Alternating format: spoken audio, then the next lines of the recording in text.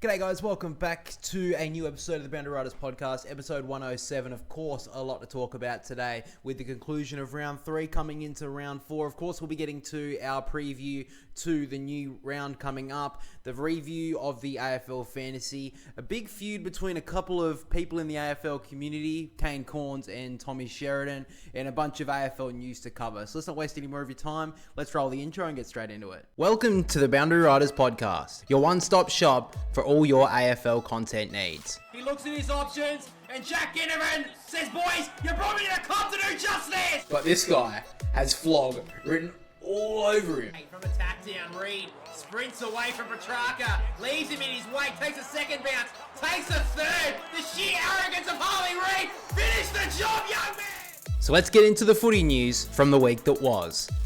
So guys, brother is with me today. He's got a couple of weeks off of work, so he thought he'd grace himself with his presence. Yeah, I thought it was about time. Thought it was about time, yeah. Probably should have taken the week off, considering Port Adelaide lost to Essendon on the weekend. Yeah, I don't really want to leave the house and be embarrassed in this state. Yeah, at least you don't have blue hair, but at the end of the day, at least, I don't know what's worse. I'm not going to make any more, and I wouldn't make any outlandish bets at the moment.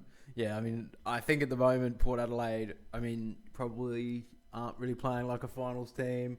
I said at the start of the year we weren't making finals. Do you think there's a chance that maybe they can get on a bit of a roll? Or do you think this is there's kind a of good chance because under Ken Hinkley, Port Adelaide have been able to do that, but he's gone anyway. We've also... he's gone. Josh Carr's coming. Yeah, so what do the poor players really have to play for? Yeah, for next year, I guess, or maybe a bit of a contract, but other than that, not a lot.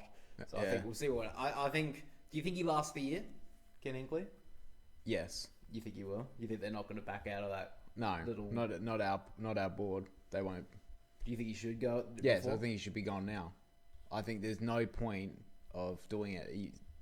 But that's Port Adelaide for you. Yeah, I think it'd be a bit hard if they didn't say that at the start of the year that they wouldn't do that. I think he probably would be going pretty soon, but who knows? I think he's been. Did you see over the week as well? Carlton, there was something in Melbourne. Someone graffitied on the road, sack Voss or whatever. Yeah. That's what we have to do with most weeks here for Port every Adelaide. time Port loses, there's always something over at Albion. Yeah, someone's graffitied a sign that says sack Hinkley and all that sort of stuff. I think that's probably a bit too far, I would say. But anyway, I don't know. Maybe that was you. Definitely not. Anyway, let's cover a couple of news topics quickly. On the injury front, good news for Xavier Lindsay. This thought to be maybe a serious knee injury. He does seem that it was So it was thought that it could be a big injury. However, it says the instant is showing that it's a sprain to his medial ligament. So Xavier Lindsay looks like he'll be at least out for 1 week, maybe 2. But considering it could have been a whole season injury, that is good news for him. So AFL Fantasy wise as well, I wouldn't be trading him out at the moment. No, I think you got enough to hold him for 2 weeks. Yeah. I think, to be honest, they will give him 2 weeks. Because it did look pretty serious when he did it. You don't really want to rush him back when he's such a young player. True, but he is one of their more up-and-coming players. Well, if you're relying on Xavier Lindsay to win you a game for Melbourne, that's pretty embarrassing from every single midfielder in that team. Yeah, you can't really rely on the 3 they've got at the moment. So we'll see what happens. I think you're probably right that he'll be out for a couple of weeks, but we'll just have to wait and see. On Adelaide, Josh Rochelli is expected to miss the next 4 to 6 weeks after suffering 3 fractured ribs against North Melbourne. Jesus Christ, I didn't know it was that serious, but... Yeah, a bit hard done by there. He's had a good start to the season, Josh Rochelli, so hopefully he's back pretty soon. But yeah, it's going to miss at least a month or so. Zach Williams, it is confirmed that he has avoided any serious injury to his Achilles. His availability for round 4 will be determined in the coming days. So, he's had a lot of injuries in his career though. So I think they probably will take the cautious approach, but at least it's not too serious because Achilles injuries can season they can be season ending. So yeah, luckily. I think they would probably. You'd think they'd be on the cautious side and give him the week off. Yeah, who have they got this week? They've got Collingwood. So, Well, they need a win. So if they want to play him, they might have to. But Zach Williams a game changer. I think it depends on if Harry Mackay comes back. I think that's that could change their decision of it. Yeah, their forward mix. I think Zach Williams has been, a better player up forward for them. They don't really need him at halfback at this stage. No. But Yeah, I mean, their forward line's decimated. It's just a joke anyway, Carlton, they can't... Well, it's not really their forward line. It's the fact that when they go in, they just don't use it well. And then they've got no small forwards. They've got no small forward is putting on enough pressure. And just bombing high and long is not going to work. Now, it looks pretty good that Matt Owies was somewhere on their list last year, right? Well, the problem is, I mean, I understand that. I'm actually researching a video to do about Carlton in the coming weeks or so about how, like, they've got so many high-end players or whatever, but they don't have much depth. Well, not depth, but, like, role players, so to speak. And Matt Owies would be a great option, but the thing is, he wanted more money in his contract. They can't give it to him because they just don't have enough room to give it to him. So I think he probably wanted to stay, but the club literally couldn't afford to keep him because he wanted more money, which is fair enough. I mean, he's a decent forward who's kicked, 30 goals last year, I think it was? Yeah. But, I mean, yeah, you're right. They had that player on their list as someone who can continue to kick goals for them as a small, but to let him go for basic... Well, I mean, they got a good draft pick out of it, I guess, but... Still, yeah. I mean, yeah, you'd still want him on your list if you're Carlton anyway. I'm sure they would right now. Yeah. A couple of injury concerns here at Essendon. Massive story here. Tom Edwards looks like to have all but confirmed to have done an ACL at training today. Tragic news. If you don't know who Tom Edwards is, he's the guy who Essendon picked up as an SSP player. I think it was in February. February. He was teaching at school and then was playing as an SSP player for Essendon in their match sim against the Bulldogs. Kicked 4 goals, was a revelation. Got picked up by the Bombers. Had a couple of decent performances for them, but now at the main training session, looks like all but confirmed to be an ACL. It's really tough for him. So hopefully Essendon can keep him on their list if they can for another year, because maybe a prospect going forward. We'll have to wait and see. Then Jai Caldwell, seems that he has suffered a hamstring injury. It does seem the severity is up in the air at the moment for Caldwell. So he was one of their better performances in the first couple of weeks when they lost, and was pretty good last week against Port Adelaide. So no, it would be a massive loss for Essendon going into the next couple of weeks. Couple of important games coming up. So see what happens there. On to more brighter news, it does seem the brother of Paddy McCartan and Tom McCartan is being watched by teams around the league. So according to Tom Morris, so take it with a bit of a grain of salt, Charlie McCartan could be getting an AFL gig in the mid-season draft. He's on Collingwood's radar with the injury to, who is it? Reef McGuinness. So they're looking at him.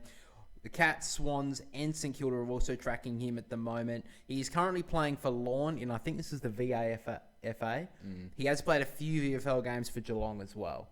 So this would be a great story. I mean, imagine if you were playing in the VFL or whatever in like the league below the AFL and they pick up some guy from the league below that. Yeah. But, I mean, that'd be a great story. Always chase your dreams, keep on going. I mean, I could jump in. I mean, if it was all politics, really, but I mean, I could have been there. I was there around the month. I would have been the number 1 goal kicker in the under 13s or whatever if you did take a bunch of them. The stat sheet says otherwise. Yeah, I mean, you kick, 1 goal in your young career? This is all politics, guys, by the way. I mean, I could have been the next Tom Papley or something. Probably more about the Charlie Cameron, Eddie Bettsart, yeah. No, I got too much white line fever. I'd be screaming at other people like a fucking idiot. Anyway, and then the other news story here, Ryan Mansell was given 3 games for his push on Liam O'Connell. He is appealing that suspension, so you guys will have a better idea of what happens tonight. Oh, Michael Christian could have got 2 fucking Flog of the Week awards for fucking this. I agree that it should be suspendable, but the fucking consistency is just so fucking ridiculous. That's the thing, is that I think it is a suspendable offence. I don't think it's... but once you give it the other 4 or 5 or 6 of them that have happened already this season, you can't change it mid-year. I don't think that you can do that. Well, it's not even mid-year, it's fucking a couple of weeks. What's it been, a month since the Lawler one happened at the start? Yeah, it's been 6 weeks. I reckon it's been 6 weeks since that one happened. Yeah. That should have been weeks. And but he broke his jaw, for fuck's sake. He didn't... Yeah, he's got concussed. So it's really... I mean, I think that's what Richmond will be going there tonight saying at the tribunal, hey, our player got a fucking jaw broken. Why all of a sudden now are you giving a shit when before you didn't? So Yeah, like I said, I mean, I know a lot. I mean, we could probably cut that up and make it look real funny for a clip or something. Oh, fucking Michael Christian suspending someone. Well, footy's gone fucking soft, as if you can't push people into contests anymore and get their head knocked in. But no, I mean, the fact is, he should be getting 3 matches for that, Mansell. It's not a good look at all to push someone into a contest. We'll get to that in a minute regarding a little bit of other information regarding injury. Like, I don't think injury should really come into it when it comes to a suspension. I think it should be the act. Yeah, it itself. should be 100%. It should be the act. Yeah. So that's why I think Mansell should be getting 3 games. If he did that and O'Connell got back up and he was okay, I still think he should be getting weeks for it. And then you look at the other one as well. What was it? Ben Hobbs got fined $1,000 for staging. Did you see this? Yeah. He fucking got tackled, slung into Rosie's knee, grabbed his head, and because he grabbed his head, they're trying to make it out to be that Hobbs was grabbing his head to try and draw a free kick for a sling tackle. But he hit his head on fucking Rosie's knee. Yeah. I haven't actually seen if Essendon have challenged that, but if they haven't... I don't think they will. I don't think they have. I mean, I understand it's only like $1,000 to an AFL player. That's not much at all. But come on. I mean, fuck me. That's so fucking dumb. Yeah. We've seen players staging, ducking, all this sort of bullshit. And they take it out on the player that got tackled, hit his head onto someone's knee, grabbed his head. No, you fucking No, he's faking it. No, he's fucking faking it. As he fucking get up, you bitch. Fucking unbelievable. Oh, he's already got a nomination though, so... I wonder if it may have to start being like the boundary riders votes. Like, if you get accumulation of a nominees or whatever, instead of like doing like nominees every single week, we just like, oh, you've done a fuckwit act, you get a vote. Week on week, yeah. Or just acts that they do throughout the year. We just keep on giving them votes, and at the end of the year, maybe Michael Christian. I mean, at the moment he'd have 4 or 5 votes at this stage. Oh, every single week, yeah. He got it for the Jackson Archer one. So, I mean, is that worse than this? I mean, the thing is, like, the Jackson Archer one, ridiculous in itself. Because Archer was running towards the ball, Cleary fumbled, and then just went to ground. And it was just unfortunate. And also, the player pushed him a little bit into it, too. Not as severe as other ones, but I don't know, it was a bad act. But Jackson Archer couldn't have done anything about it. And then this one, it's just the consistency of it, which annoys me. And I think it annoys AFL fans as well. Like, I think so far this season has been... pretty good. I don't think there's been any real issues. I mean, there's been a couple of like games where it's like, oh, the free kicks are fucking like shit. One-sided, but yeah. One-sided, but I think the season has started pretty well to me. I think it's been pretty entertaining football so far. But then there's these little things like the MRO making stupid decisions and the umpiring and this sort of stuff that just takes away from the game. It's actually been good to watch. Like, teams are playing attacking football. It's not slow, lethargic football. Like, the teams that are playing slow and lethargic are the ones that are getting smashed. Like Melbourne, like Carlton. They're not playing... The free-flowing teams are the ones who are shining at the moment, which are the more exciting teams. Yeah, exactly. So I think it's good. But then you got all these stupid little acts like that from different AFL departments or whatever that are just taking away from the games itself. Anyway, maybe I'm just talking out my ass, but I think I strung a couple of decent words together there. Good on me. Maybe I should start a podcast. Anyway, I wanted to talk about this feud between Corns and Sheridan. So, if you don't know, everyone knows Kane Corns. Tommy Sheridan does run a podcast. I think it's called American Podcast. It's American Ace, isn't it? I don't know. Or it's American Ace. So American Aces. So I think we were kind of in the middle between both of them. But anyway, this is the new feud between them both. So Tommy Sheridan came out in his podcast with, I guess it's a claim from him. I'll try and play it here so you guys can hear it out. So this is the new feud between AFL creators, I guess we can call it. Get real dirty on Kane Corns because he was a hack back in the day, boys. Yeah. He was a dirty tagger, and the train played in his second year, and I kicked 2 on him. I said, "Where's your defensive transition there, big boy?" I'll show you the clip. Go back to round 22, 2013. The T-Train just rolled in, mate, little skinny bloke from Riddles Creek, and said, "Kano, get goal side, or you'll just see what happens." And look at the scoreboard. I think we won by about 80. So what happened? Did he chase you? Or? No, he didn't chase me. He just got sucked into the contest. A terrible clip, to be honest. So we should get it up because it's horrific defence. And I've had enough. I've been sitting on it, but maybe he should just go back and have a look at his own highlights because he's a dirty, stinking tagger, and I don't think anyone would remember him if he wasn't in the media. Get real dirty on. So look, that's obviously taken out of context a little bit. He's obviously he is trying to like play it up a bit. You can hear it in his voice, so that's fair enough. And the clip isn't really that against Kane Cornes either, and also Cornes was at the end of his career at this stage. I think it's a lot played up a bit. I think that's fair to say. Cornes came back with an absolute haymaker though on the fucking response. You've heard his response, fucking insane response. Where is it? Here it is. So I just thought it was worthy of a response. I thought so. And I was just thinking to myself, when do you know life after football isn't going that well for you? Is it when you sort of put the person's name into Google and the first thing that comes up is drop mark in a final? And just for those that missed it, here's how that went down, and Bruce McAvaney at his absolute best. Sheridan. Oh, Sheridan! What does Steve Hoare say to the South Africans? Exactly right. Dropped the World Cup to Herschel Gibbs. Well, Tommy Sheridan there. Just one of those moments he will relive over and over in his mind. You bet you he will. Prelim final. A dropped mark that you can't drop. So it was a decent comeback. I'll give him that. I don't think it really warranted a response. I don't think it was like a big Maybe deal. not. It was a brutal response to that. I mean, he called him a park footballer, 83 gamer. I don't mind it. I don't mind the like jibing and jabbing or whatever. I do think it is pretty funny. A couple of weeks ago, I think it was, when Kane Cornes got upset at St Kilda because they posted the renewal of Ollie Gill. He's the co-host on the podcast. And the MC at St Kilda. They made a funny post regarding that. And then Kane Cornes got upset because... Well, not upset, but just got like... it was a bit narky about it because Ollie made a response with like a muscle suit on because of Kane Cornes coming out and doing the shirtless comments on a Monday. I thought that was a bit of a wank. I didn't think that needed a response. I was like, a bit butthurt, Kane, for all that. Because I think it was just a joke. And he was like upset because St Kilda were like posting about him renewing his... Yeah, it's not a big... And he's like, I bet your St Kilda fans like hated that because they thought it was going to be Wanganeen Miller re-signing or something. It's like, no, it's just a...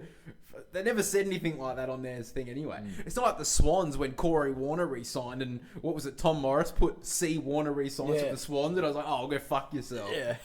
Just absolutely fucking with us. But anyway, I thought that was a bit of a wank. But this one I thought, that's a... I mean, I don't think it really needed a response. I think Tommy Sheridan is making you can hear it in his voice that he's making fun of it. And the reason why he's making those comments is because of Kane Cornes coming at Harley Reid for the last few weeks of him playing poorly, basically. And then Tommy Sheridan's coming at him for that. So, whatever. I think he was taking it as a lighthearted, and Kane Cornes just came in with a fucking 1-2 punch to the face. But anyway, I thought it was quite funny.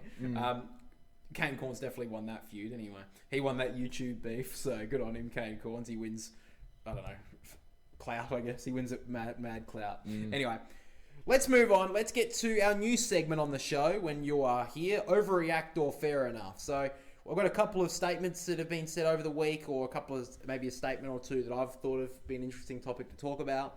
So first of all, I want to talk about the Suns because they've had a really good start to their year. The statement that has been coming out a lot, though, is, can we finally trust the Suns? Is that an overreaction over their first couple of weeks, or do you think that's a fair enough call to make now? I think it's a fair call because they're more mature now. They're more mature. This team's been coming up together. The players, like it's not just their midfield, it's the core of their team that I think is playing at their best at the moment. I think every line is playing at their best. Ben King's doing it up forward. You've got Jed Walter coming through now at the moment. Ethan Reed's been good in the first couple of weeks. Ethan Reed's coming through. Even their back line is starting to gel even more. Yeah. And I think you can give them a bit that you can trust them. And they're also winning away, which is what they couldn't do last season. Yeah. So, I would agree with you. Famous last words. It could be what you say, depending on how they go in the next couple of weeks. But I do tend to agree that they look a lot more mature. They've got a good coach behind them with history in growing teams that have like performed poorly, like Richmond at the start when he was there, and then got them to a premiership. Like basically came out of nowhere really in 1 year. So I do tend to agree. However, I still think they need to beat some better teams before I fully trust them yet. I'm probably 50-50 on. I'd probably say it's a little bit of an overreaction if I'm being honest. Yeah. After that, similar vein, the Adelaide Crows. They're 3-0. They've won very convincingly in their first 3 games. A lot of people are talking about the Crows being a little bit more than just trustworthy. Are the Adelaide Crows contenders? Is that an overreaction? Yes, that's an overreaction. You don't think they can contend at the moment? No, I don't think they have... Like, at the moment, let's be honest, they've got a healthy list. They've only just lost Joshua Shelley.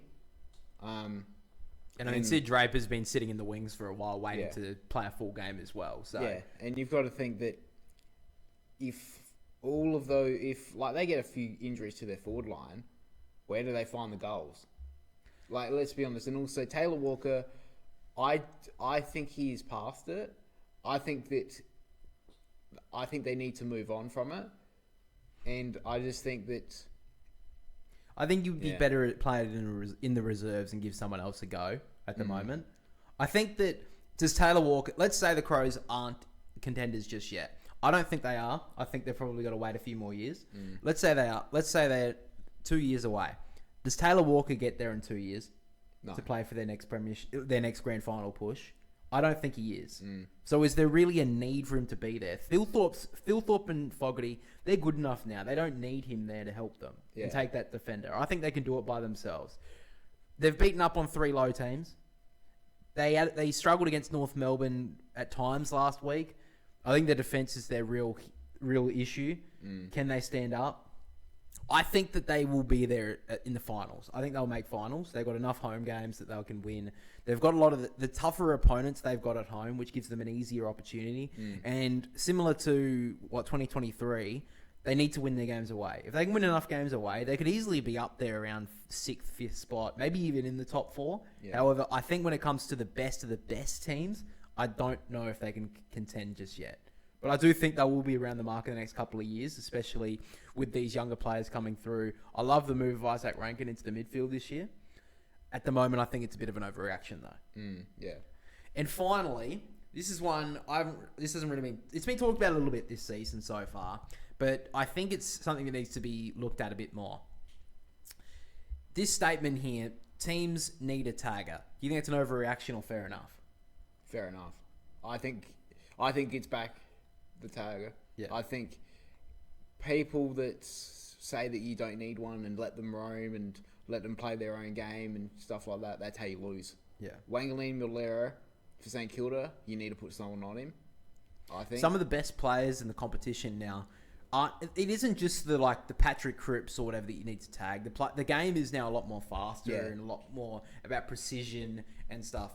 If you can tag a player out of a game, if it is a Nick Dacos or something that can get the ball out, or you look at a defender like a Wanganeen Miller, who's one of the best users in the game, if you can lock those players down, I think it is a way to go. Yeah. I mean, if you can use one of your players that, look at Sydney, for example, James Jordan, he's been good for Sydney, but let's be honest, is he really going to be winning the game off his boot? I don't really think he is. And he's not that sort of player, which is more than fair. So why not use his attributes? Because he's a really athletic runner. He can go all day. And his defensive attributes are good. He's a good tackler as well. But the thing is, use those attributes to lock away the best of the best players at every single club. Yeah. And that's why players like James Jordan are getting so much high praise at the moment, because the tagger has been out of vogue for a while now. Sydney have really only been using him, James Jordan, and there's not really a lot of other taggers in the competition. But I think we saw against Fremantle when Jordan went to Sarong. Sarong had no impact, and the Dockers did struggle without him there. And we saw him the week after against the West Coast Eagles. He was that good a performer. They won by 40 odd points, and he won the Glendenning medal. So I think the tag is back in vogue. And I think if you don't have a tagger, I don't think it's a necessity, but I think it's a massive plus upside for your team. Yeah. And I think that most teams need it. I think in every single game, there's at least one player you should be, for every single team, there should be at least one player you shutout. Yeah, I mean, maybe not a Richmond, maybe not a West Coast, but even then, I mean, you could chuck someone on Tim Kelly. Yeah. You could. I don't even think you need like a tagger to tag a midfielder. Like if you go against like the West Coast Eagles or something, chuck someone next to Jeremy McGovern, play on him all day, make him accountable. Yeah, you can do it like that. You chuck the best, like your best foot, like say, Nick Holman's done it in the past, doing it as a forward job. Yeah, for the Gold Coast. As the Gold Coast. I know Will Hayward's done it for Sydney at times as well. Yeah. I think that's a way you can do it. Like, intercept defenders, I think they can be tagged. Yeah. It's not like a ruckman, per se. Like a ruckman you can't tag. Like, even last year with Port Adelaide and Geelong, Jed McEntee went to him. Went to Tom Stewart. And he shut him out of the game. And Geelong had a tactic that everyone used for about, 2 months? For the next 2 months. And Geelong had no answers for it during that game. And they didn't really have an answer for it for the first month or so. What they could do about it. Yeah. And it wasn't until they decided, we're going to chuck Stewart in the midfield, that they're like, well, what do we do? And then he turned back into the form that. Yeah, for some reason though, he went back to halfback, and every team just like had amnesia and just completely forgot that we could tag him. What do we do now? Fuck, he's at halfback again. We can't fucking tag. Well, what do we have to do with him? I think maybe one team tagged him. Nah, fuck it. Don't worry about it. Just let him roam around. We'll try and kick around him. Yeah. But yeah, I mean, I think that the tag is definitely in vogue, and I think you can definitely, if you have a player that's maybe like, I think if Will Phillips, for example, for North Melbourne, he's not really. He was a high draft pick and probably wasn't the right go. But I think that he's a player that, has attributes of a good player, but maybe even needs to learn his craft as a midfielder. Maybe even like a James Rowbottom kind of uses as a tagger in his early career, and then now he's like become a clearance player. I think that if you got a player on your list that's got the talent but just hasn't used it yet, maybe they can be your tagger. Yeah. And I think that's what other teams need to start looking at as well. Even teams like that have a Nick Dacos type, like an absolute star, if you can get a tagger on your team to tag away a midfielder on the opposite team, that just makes them better.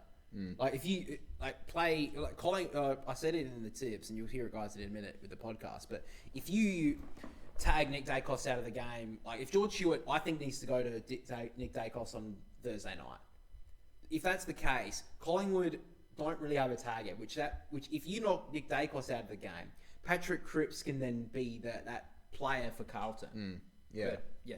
I think 100% it's a fair call now that teams need a tagger. Yeah. Let's move into the preview to round 4, of course. You haven't changed any of your tips, have you? No. At the moment, is there anything that you could change? I don't think there is. I think there's a couple that I could change that I'm not convinced of the Crows game, and even the Bulldogs game I think could be very close. Yeah, I think both of those games will be definitely up there watching this weekend. And North Melbourne, Sydney, I think that's a massive contest for both teams. Would you pick? I do talk about it in the tips as well, but would you pick Sydney if they were not coming off the bye? Or do you still think you'd be picking North? Well, I mean, you do pick North, but yeah. Yes, because I would possibly change it to that because they just came off the win, and then straight away from the win they get into the bye and lose the momentum that Dean Cox may have generated, but now it's all gone and they have to maybe regenerate it again. Yeah. Well, one thing on Sydney's side is the fact that it's very similar to last year. They had a poor performance against Richmond, obviously lost to Richmond. Then they had Gather Round. Then Sydney had the bye. I'll say this in the tips as well, so I'm just running over points that I made. But had the bye, and then they beat the Gold Coast by 60 points the next week. And then they went on went on their run. They went on their run, and they were premiership favourites for most of the year. And then we had all those injuries at the end. That was definitely the reason why we lost the grand final. Yeah. Anyway, let's get into the rest of the preview to round 4. But let's start with the Thursday night contest. 2 bitter rivals, 2 of the biggest clubs in the competition. Collingwood up against Carlton. Massive game for both clubs. Collingwood just coming off the bye. The Blues looking for their first win. Collingwood have been playing a lot better than Carlton. I think it's pretty safe to say. They had a pretty bad performance in opening round, but since then they've been really good, Collingwood. They're probably their best game so far was against Port Adelaide. On Carlton's point of view, they've got better, I guess, since the first game of the season. They had a terrible game against Richmond and got better since then, but They look like a team that's not going to be competing in finals this season. So looking at a couple of the big matchups, I think up forward for Carlton, you got Kerno up against Darcy Moore, you would say. And then on Collingwood's point of view, I think they're going to be really hard to beat with their forward line. Looking to just starting to gel a bit better now. Lockie Schultz already started really well this season after a pretty poor 2024 in his first year. So my 1 point to Carlton on winning this game is step one, you have to tag Nick Dacos. Now, Carlton do have a good negating player in George Hewitt. I think that Hewitt has to go to Nick Dacos from first bounce and stick to him like glue for the whole game. That is one step into beating Collingwood for the Blues. And one thing is that Carlton have on their side is that these games, especially in the last few years, have been historically pretty close. So if Carlton can stick with them, maybe they can steal it at the death. But at the moment, I'm going to be tipping Collingwood. I think it's a pretty safe bet at this stage. The Pies have been better than Carlton throughout the year so far. The Blues, I just don't think they have enough avenues to goal. Looking at their goal tally last week, I think they had 4 goal kickers in the end. And I don't think against a side like Collingwood, they're going to be able to get away with that. I think that Collingwood's midfield is too strong. And Carlton, they just don't have enough, in my opinion, to beat Collingwood here. And I think, unfortunately, for the Blues fans out there, they're going to be going to 0-4. Next up, a massive contest. 2 top 4 teams at the moment. Gold Coast up against the Crows. Now, both teams haven't had exactly a hard start to this year. Both of them have had pretty easy opponents to start things off. But both teams are undefeated, and both teams are looking the goods. I think this game will be a real decision maker onto which team is going to be a real contender this year, and which one may just be teetering around that 8th spot. Because both teams looking really good so far. I don't know if there's enough room for both of them at this stage. We'll have to wait and see. I think it's going to be a tough game for the tippers in particular. I think a lot of people will go with the Suns because it is at home. However, the Crows, I mean, yes, they've played probably lesser teams than the Gold Coast, but they have one of the most exciting forward lines in the competition, and they have blitz teams on the scoreboard for fun in the first few weeks of the year. So now I'm actually going to be tipping the Gold Coast Suns, and I've looked at it. I think the Gold Coast defense can stand up against the Adelaide Crows forward line. I think the midfield will be about 50-50, but I think where the Suns are going to win this up forward. I think the Suns have a pretty underrated forward line. I think Ben Long's had a brilliant start to the year. Ben King's had a good start as well. Ethan Reid, I've liked the look of him in his second year. And I think if the Gold Coast can get it inside their forward line enough, I think they can win this game. I think the Crows' biggest weakness is their defense. So I think if the Gold Coast can get it in there enough, I think they will win this game. All the Gold Coast have to do in the middle of the ground is break even. And I think the Gold Coast have a better midfield. So if they can just break even in this game, I think they will do enough. However, my brother has actually tipped the Crows in this one. Now, he does believe that it can go either way, but he thinks the forward line of the Crows has been so dominant this season, firing it on all cylinders, that that's where they can win this game. Both teams' forward lines are really going to be a decider. I just think the Gold Coast defense have a few more runs on the board at this stage, so that's why I'm going with them at the moment. After that, we get to North Melbourne v Sydney at Marvel Stadium Saturday night. Big contest for both teams, both 1 and 2 at the moment, so both teams really looking for a win. Because this has been playing at Marvel, I actually think you give North Melbourne a bit of a chance here. The Roos had a pretty okay performance against the Crows last week. I think there's been a couple of people talking about their tall defensive stocks, and they didn't play that very well against Adelaide. Other than that, I think the Roos have definitely improved on last season. They had a really good win a couple of weeks ago against the Demons. I think this North Melbourne side are ready to knock off a couple of big teams. And I think the Swans are quite vulnerable at the moment. The Swans, yes, they beat Fremantle, but they didn't even look really that good that game. I think if a couple of things went Fremantle's way in the last quarter, they potentially could have won it. And also Sydney, with Errol Goulden being out, they have lost a lot of not only speed off the wing and on the outside, but his ball use has been lost in the first couple of weeks of the season for the Swans. With North Melbourne on the improve this season and Sydney coming off the bye as well, I'm actually going to be tipping North Melbourne.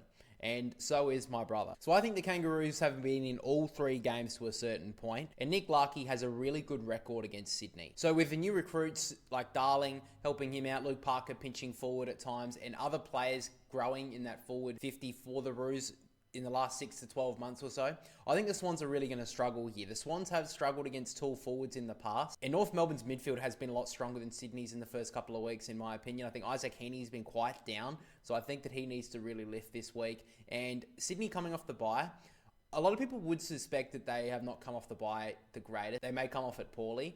However, looking at last year when the Swans had their bye in the early parts of the year, the Swans actually did pretty well. So Sydney had a few poor performances before their bye. They lost, of course, to Richmond, and then they had a poor performance against the West Coast Eagles and did beat them. This was in gather round.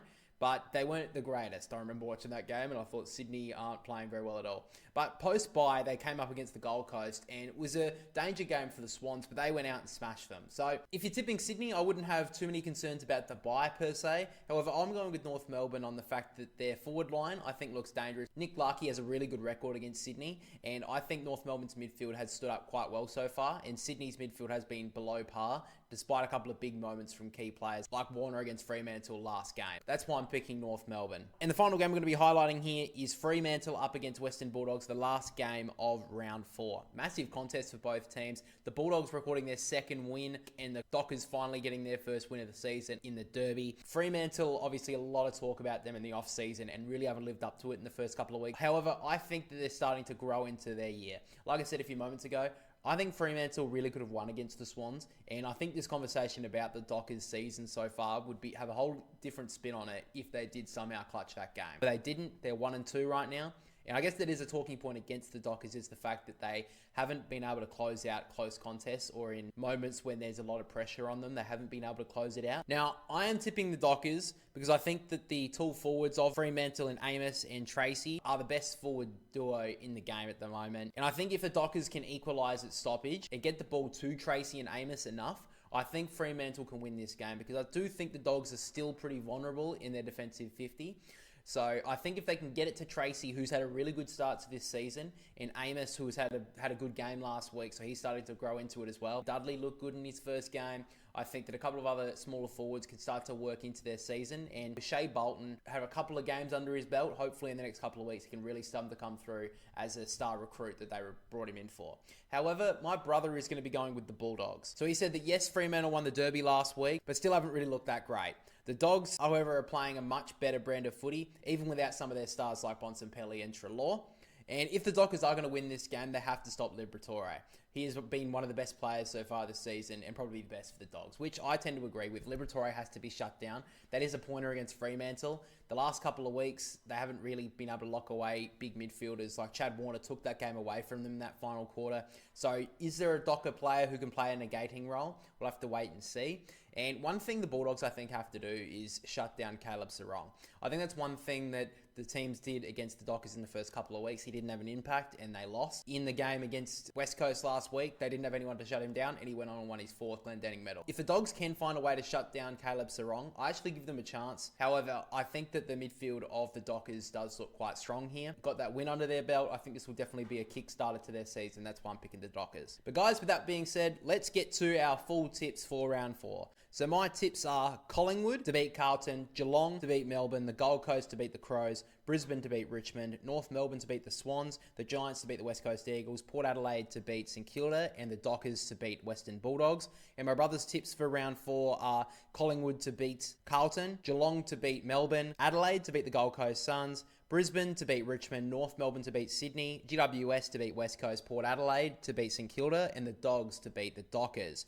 But, of course, with that being said, let's get to our certainty picks for this week. So my pick this week for the certainty tip is Geelong to beat Melbourne, and my brother, he got to pick first this week. He has picked the Giants to beat the West Coast Eagles. Now, if you can't remember the certainty pick, I've mentioned it a few times. I don't know if I'll keep on continuing. If you don't remember the certainty tip, from now on, I'm not going to mention it after this episode. Me and my brother are alternating every single week, picking first on a certainty tip. A certainty tip is basically we are guaranteeing this team is going to win, and the teams that we pick for a certainty pick have to have lost the previous week. So we can't just keep on picking teams who keep on winning to then win a certainty tip. So it's got to be a little bit more challenging. We're going to tally up all the certainty picks me and my brother get wrong, and that's the amount of chilies we're going to be eating for the Boundary Riders live stream for the awards night at the end of the season that we've done for the last couple of years. To reiterate, I'm picking the Cats to beat Melbourne. Of course, Geelong lost last week to the Lions, and my brother's picking the Giants to beat West Coast. Of course, GWS lost to Hawthorn last week.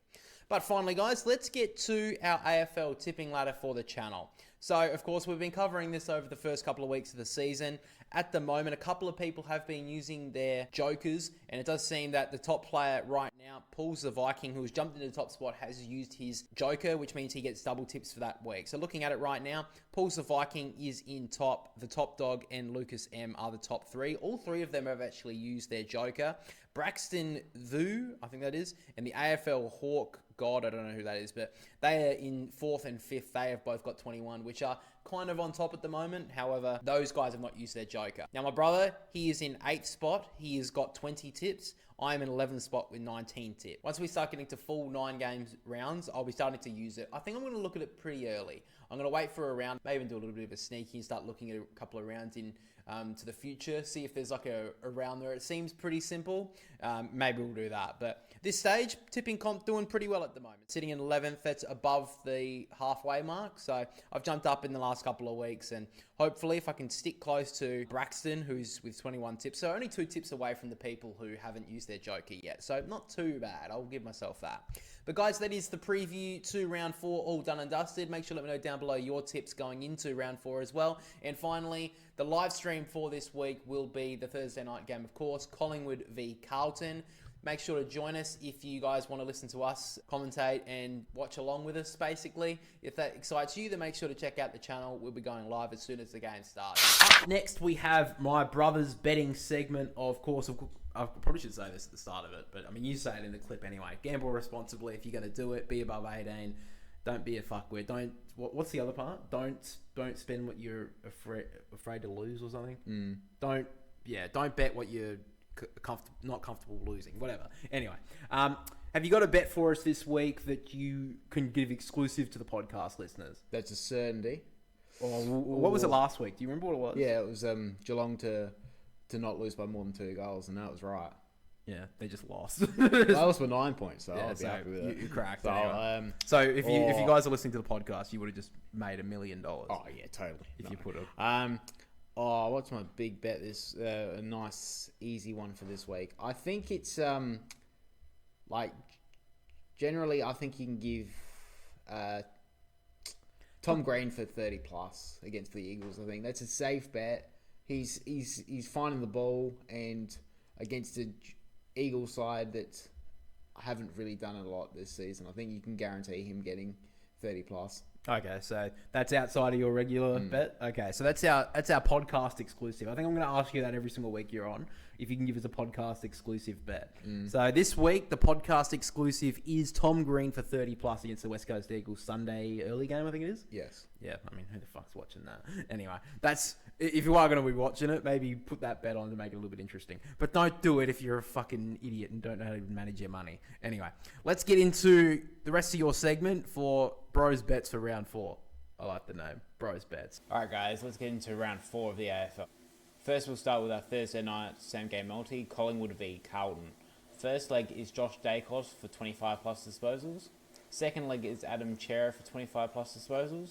Third leg is Bobby Hill to kick a goal. And the final leg is Brody Myercheck to kick a goal, valued at $4.20. Now we get into my certainty bet this week. I'm taking the Gold Coast v Adelaide contest to be over 178.5 points, currently valued at $1.89. And finally, we get to our outside the boundary bet. This week, I'm taking Paul Curtis to kick 3 plus goals against the Swans on Saturday night, currently valued at $4.30. And as always, guys, gamble responsibly. And now we get to AFL Fantasy Review. So, you had a lower score than me this week. You only got 17 less, but 17 just knocked you down enough. Yeah, it knocked me down. Just humbled you a number 1,200 people. Yeah. It's a bad week. Humbled you a bit, didn't I it? think I got a bit too greedy trying to grab Davidson's score. And I didn't loophole the McRae's captaincy. That was stupid. I should have done that I too. lost about what? He got 113. He got 85. I kind of felt like it when McRae got 113. I was like, "Oh, you fucking dog! You could have got." It was just in between that moment of like, "Oh, I've got to take it," and like, "Nah, I'm not. I know Dawson's going to score," and I lost 30 points. Well, Yeah. 60. Yeah. Yeah, it would have been about 60 points. Yeah. Yeah. So he would have got what, 226? I would have finished in the high 1800s. Yeah, same as me. So I beat you this week. I actually dropped level, so that's not the greatest. But anyway, you made a 180 on your trade. I wanted to ask you about this and one other thing as well. You changed, so you guys will see it in a minute. But you changed one of your trades, basically 180. You got rid of Roberts for Farrell, and then you've 180'd it back to get Roberts. You weren't planning to do that, were you? No, I was expecting Farrell to score. Yeah. and keep that in there.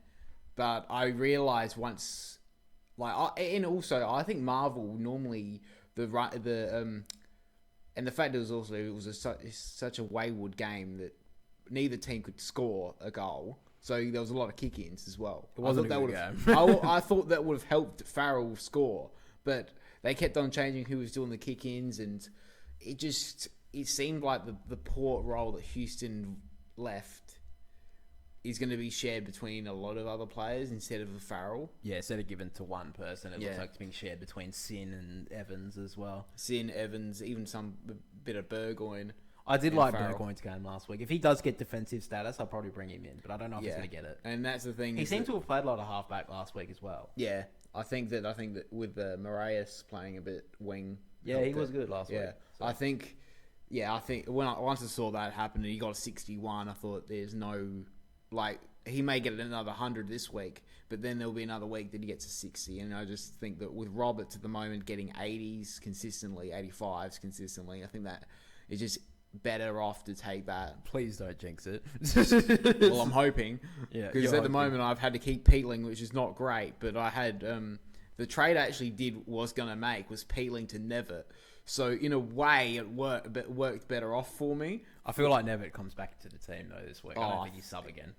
Yeah, I feel like he comes straight into the main team because they lost again, and I was surprised that they dropped Nevitt to the sub. To be honest, I think thought for sure they were going to go closey. Well, I'm surprised they didn't bring in, because obviously Stewart was a laid out. I'm surprised they didn't make it O'Connor who came in for him. Yeah, but I think it's more the fact is that he was a defender than Nevitt. I think that this week they're playing Melbourne. I think that we'll see what happens, really. I think they may even give Tom Stewart another rest. No. We'll see what happens with the Cats. But I do think that Mitch Nevitt comes into the main team, and I'm just happy that I had O'Driscoll at the start of the year rather than picking Nevitt. Oh, yeah. I never would have picked Nevitt to begin with, because I think he was scoring minimum 70s and stuff in the pre-season. So O'Driscoll, I always liked O'Driscoll before he got injured last season. Yeah.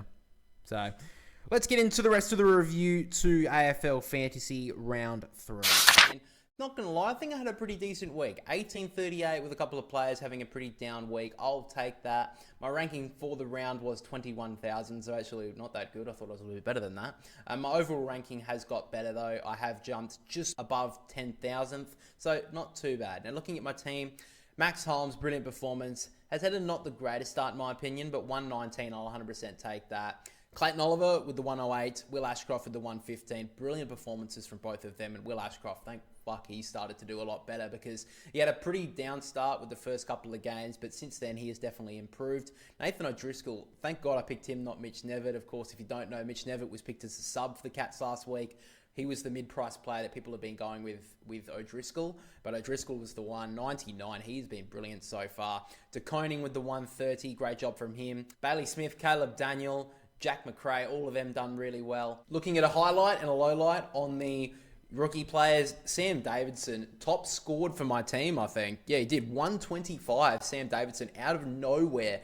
A lot of people weren't able to loophole him, but what a performance from him. He was brilliant off that wing for the Bulldogs on Friday night, and great performance. Unfortunately, on the lower lights, though, Xavier Lindsay did get injured. He only played the first quarter and unfortunately was subbed out. Now, there is some good news for that. He didn't do a bad ACL. He didn't do a bad knee injury, which is good sign. So hopefully he will be okay in a couple of weeks, they're saying. I think that he could be a chance for this week. However, I'd be very unlikely on that. So looking at a couple of lower lights on my team, brought in Sam De Koning this week. Disappointed by his performance, only got 66. He did get subbed out in that game, so he may have done a little bit better, but at the moment, not the greatest. Connor Rosie, I'm happy that he got to 84, because halfway through the third quarter, it didn't look like he was going to get past 60. So 84 I'll take, but disappointing performance from him. Jordan Dawson, a game against North Melbourne where I thought they should have done a bit better. 85 as my captain, not the greatest. Jason Horne-Francis and Riley Sanders, two guys where I thought were going to be absolutely brilliant this year, have really under-delivered. So maybe in the next couple of weeks, I may look to get rid of either one of them. I'm kind of trying to look for cash cows at the moment to try and have that cash there towards the middle part of the year. But at the moment, both Horne-Francis and Sanders need to lift. Max Gawn as well, after a really good performance in round one against the Giants, he's kind of dropped off a little bit. Simon Goodwin chucked him under the bus, so I don't know if that's playing a factor in his game at the moment. But yeah, not the greatest from Max Gawn as well. Now, on the reserve side, Ted Closey, 44. I thought he would have done a bit better than that. He had a really good performance as the sub who came on early for the injury to Tom Stewart last week. Then he comes in the game against Brisbane Lions and unfortunately got 44, so I was a little bit disappointed by that. Same with Isaac Kako. I don't know if I should get rid of him this week. I'm looking at the trades. I have made my trades. I will talk to you about them in a minute, but that's a real interesting one, Isaac Kako. 40, didn't score a goal, so they do have favourable matchups in the next couple of weeks after their bye, Essendon, so I'm waiting to look at that, but 40, again, hasn't done too well since, so we'll have to just wait and see. But looking at my brother's team for this week, he got 1,821, so he got lower than me, so I'm really climbing the ranks now. I'm just jumping over the top of him. He doesn't really know what he's doing. His rank was 27,000, so I think that's 6,000 lower than me. But his overall ranking is 2,011. So after a really good start, he's tapered off a little bit. I still think he's doing a lot better than me, of course. But yeah, he has dropped off a little bit. Looking at his good players, he did have Jaden Short, who got 101. Nankervis did get 97, which is okay. And that's pretty much it. That's really all he's done well.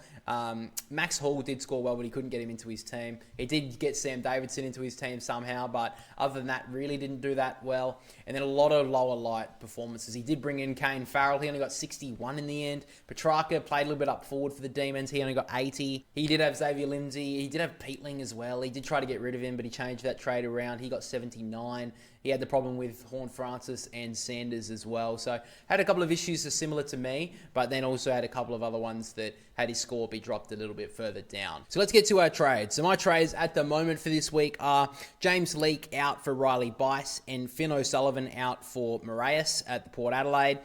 Bice, I would have got him in last week, but Sydney had the buy, went with the Zach Reid of the moment and James Leake. There's not really any point making that trade at that moment anyway, so I needed to fix up some other parts of my team. But Riley Bice looks like a really good prospect for Sydney, was a mature age recruit from Werribee and really likely type for Sydney. I really like the way he looks. I think he's going to be playing off that half-back role. And it looks like there's a spot for him there. So I think he's definitely a lock at the moment. And Finn O'Sullivan, he's a high draft pick. He's obviously for the future for North. Doesn't look like he's going to be a high disposal getter, though. Looks like he's a lot more about impact. So doesn't really it's not really an AFL fantasy recruit, I've kind of come to realise. But Moraes, 93 in a losing side for Port Adelaide. I think they'll be playing a couple of younger guys in the next couple of weeks, and Moraes was brilliant. So definitely got a lot of touches on the outer wing throughout the majority of the Thursday night contest. Little bit less cash than Finn O'Sullivan, but I've banked up 198k at this stage, so I think that's pretty decent. And I think in the next week or so, I'll be looking to get rid of either Sanders or Horne-Francis,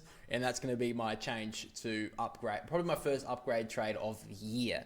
But, of course, with me saying a moment ago with Isaac Kako, I may change the Finn O'Sullivan trade, slightly, and get rid of Isaac Kako instead because they do have the bye this week, Essendon.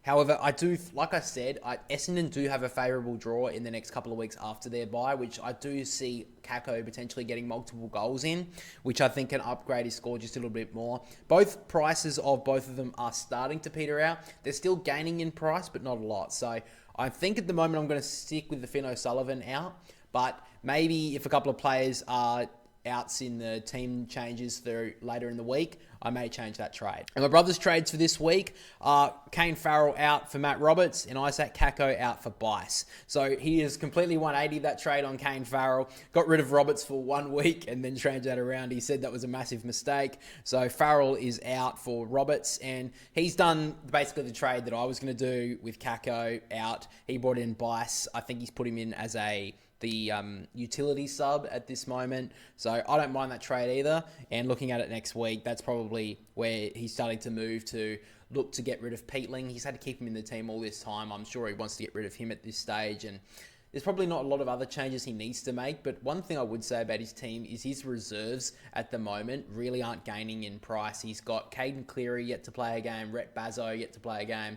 He brought them in at the time to get those points, points from reserves is like a loophole, but with them not playing games, I don't know if those players are going to start getting points. We'll have to wait and see. And also Lucas Camporale, I think he'll come back for the Blues this week, but that is another player who's not gaining anything at the moment. But finally, in the AFL Fantasy Review, of course, we need to take a look at our league ladder. Had a lot of people join up at the start of the year. I think we had over 80 people. And at the moment, the guy who in round one was up the top is still on top of our league. Pub Feed with Sauce had a decent week this week. He scored 1,841, so not too bad. He's still on top of our league by 60 points, it seems, on D's 1,008. Scored 2,004. Really good score on this week. I felt like a lot of teams would have struggled, so he did quite well. Looking at it, my brother has dropped down from, I think he was in 4th last week. He is in 12th this week with a not the greatest score of all. I only scored 17 more points than him, and I have dropped as well. I dropped from, I think I was about 23rd, 24th. I've dropped down to 29th at the moment. So a little bit, couple of drops this week. Wasn't a really good week for AFL Fantasy. I think with the captain call, I should have just taken McRae as a vice captain. So I think now I'm going to be pretty certain, unless it's an absolutely easy game against maybe a Richmond or a West Coast, I'm going to take a score over 110. I should have taken McRae's, but I kind of got greedy. Now, guys, let's get to our final segment of the episode, the Flog of the Week. I mean, if Michael Christian didn't have a nomination, he would have been getting it this week. We could have given it 2. I mean, I feel like there's not really any point giving 2, but I mean, like I said earlier, maybe we should be starting to do an accumulation of nominations rather than just, one specific act that makes you a knob. But anyway, we did find someone else who is Flog of the Week worthy. You found this today. I was kind of looking for something that is Flog of the Week worthy. I was looking around and thought, oh, maybe, but then I don't really want to just give it because I feel like it. I feel like you have to earn it. You can't just be given. You're not given games in this Flog of the Week squad. Right? You're not given them. You got to earn them. And the SEN-SA, is he a journalist? I don't even think you call him a journalist. Do you? I think just a Crows diehard. Crows fucking flogger. Anyway, Kim Dillon. I don't know if most people would know him. He has been around SA for a while now. I know he used to do Channel 9 Sport on SA News every night for a while. I don't think he does it anymore. He's on SEN with Michelangelo Rucci, who actually has already got a nomination. So their show's getting a lot of shout outs on this podcast. Anyway, this week, Kim Dillon is our nomination for his interesting take on the Rochelle injury. So, bear with me. Yes. We're going to talk MRO and tribunal very shortly. So, Tristan Sherry can run into the back of a contest, not impact on the contest, stick his knee in a young lad's back, maybe cost him a kidney, cost him 3 ribs. Kidneys are okay. Are they? Nothing to see here. All right? No. If you know what I mean. Yeah. Now, I'm not propagating that there needs to be change, but given with what's happened with Ryan Mansell, take us through that. Oh, no, you're not comparing those two, are you? There's no comparison. One, Cherry is actually... There was a time we would have said there would never, ever be 3-game suspension for trying to get separation in a contest. Well, is he getting separation or is he made the... Because in the end, he doesn't compete. So if you're saying separation, you get separation to compete in the marking contest. No, not to compete in that, to get the ball at ground level. Well, what if the mark is taken? Then he's pushes out irrelevant. But the key point here, he's pushed a player into a contest that's led to a concussion. Sorry, I'm going to have to go to the Graham Corns well here and say you 500-game player, there is always pushing for separation. And it's not necessary. Okay, so he's trying to make the argument that basically Mansell was pushing for separation, which I agree with. I don't think Mansell was intentionally trying to push O'Connell into the contest. But to make the point of Cherry was put a knee into Rochelle and injured him, should be suspendable because... So what do you want Cherry to do? Not compete for a marking contest? That would be ruining the game if we start suspending players for trying to mark the football. Imagine the amount of highlights we've seen, like big speckies taken, that would just not happen in the game, or would be a free kick or suspended, and players wouldn't do it anymore if that was a new thing that the MRO cover.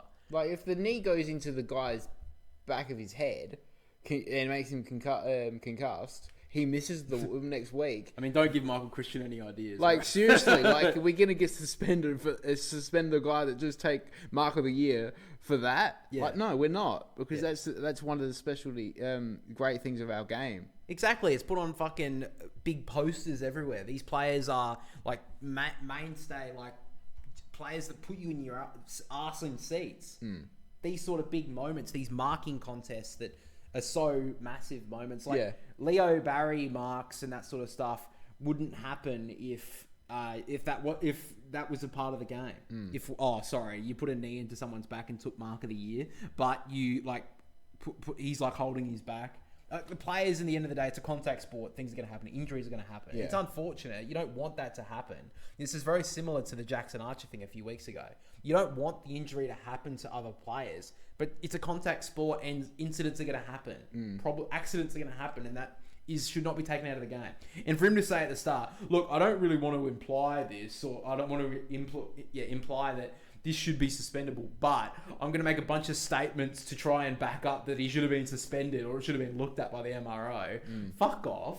Yeah. It shouldn't be looked at by the MRO. It's just an injury that happens. Like, are we really going to get to a point where players, like, what are we going to do? Every single injury is going to be, like, looked at by the MRO and it's going to be trying to take it out of the game? Like, who are we going to suspend if, like, someone lands awkwardly in a marking contest and, like, hurt their knee? We're going to start looking at the people at the ground staff at the game and like, oh, you fucked up, so we're gonna deduct your pay, fucking because someone like rolled their ankle or something. Is that really what we're gonna be looking at here? Like, injuries happen in sport, non-contact or contact sport. We're not just gonna fuck around like, oh, you know, he like got his ribs, like he broke his ribs. Unfortunate, but you put your knee up into him, trying to cause some contact in a marking contest, trying to make an impact in the game. Yeah, sorry, you get 2 weeks for that. Yeah. You get a week.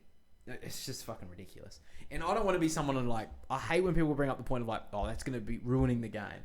Because I think a lot of people throw that mantra around that's fucking, like, just throw it around like chips. Like, oh, fucking, or whatever, who cares? Oh, this would ruin the game. Like, and it doesn't. Like, a lot of things don't. But if you take out things like that, that doesn't... I don't think it necessarily ruins the game, but it takes away from the theatre of it. Yeah. A lot of it. Like, imagine those big speckies just... Oh, fuck on. Free kick in the back. Like, fuck, that would suck. Yeah. It's a lot different to, like, maybe the Toby Green one when, like, put his studs into someone's back. That's different. It's not like putting a knee into someone's back as well. And like, how many times does that happen in a game and nothing happens? Like, no injury. Yeah. Putting your studs into someone's back would be different because it's like a pointy object going into your back and it's jolting action. And like a lot of the time when like you put your foot, if you put foot into your back, they're pushing people forward as well. I just knocked the screen, so that would have just been epic for people listening and watching. But yeah. Anyway, Kim Dillon gets the nomination for the Flog of the Week this week for that claim of like... And at least if you're going to make that claim, at least back yourself up on it. Don't just say, oh, look, I don't really agree with it. But, like, fucking just... At least if you're going to do it, at least go hard, all in on it. Does he do it if it's not Josh Rochelle or any Crows player? Yeah, I doubt it. Yeah. I doubt it highly. I mean, it is the Crows. I think it's called Crows Nation or something. Adelaide Nation or something on SEN or something. It is a Crows show. Like, fucking shocker. But anyway, that's pretty much all we've got for this episode of the podcast, guys. Really appreciate you guys watching and listening. If you did watch it on YouTube, make sure to like and subscribe. And if you are over on Spotify, make sure to leave us 5 stars and make sure to follow so you're notified on the podcast and the review that goes out on Spotify every single week as a full episode. So again, guys, thank you for listening. Thank you for watching and catch us all next week. See you later, guys.